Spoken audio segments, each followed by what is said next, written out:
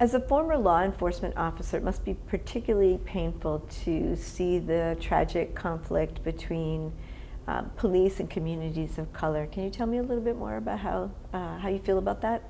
I think what troubles me and pains me is the unwillingness to acknowledge the conflict and then move towards fixing them. That is what the problem is. I always equate our response to the tension between police and our citizens, particularly those of color.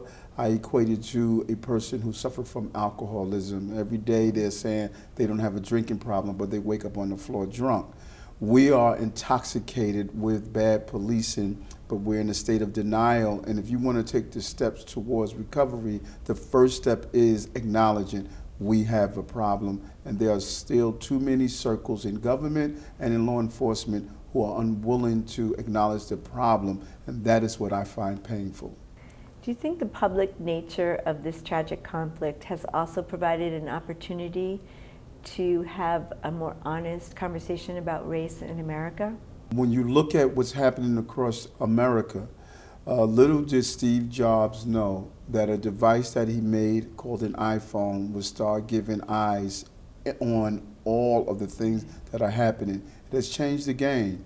And so this public exposure, the grandchildren of civil rights marches now taking their place on the stage of effecting change and moving change forward, is the best thing that has happened to America, an authentic call for police reform.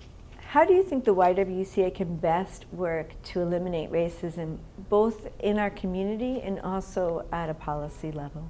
I think that the Y has already played a major role in moving towards the elimination of racism. You look at the building on 3rd Avenue, a place where many of the tenants are there, and if it wasn't for the Y, they would not be able to afford to live there. So it's important to diversify every place in Brooklyn that we possibly can. But I also believe it's about a continuing dialogue and education.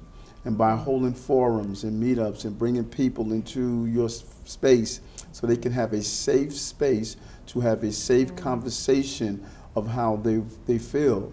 Eric, I'd like to thank you for taking the time to talk with us today. We really appreciate your input. Your unique experience is very valuable to this conversation. Thank you so much for taking the time to meet with us.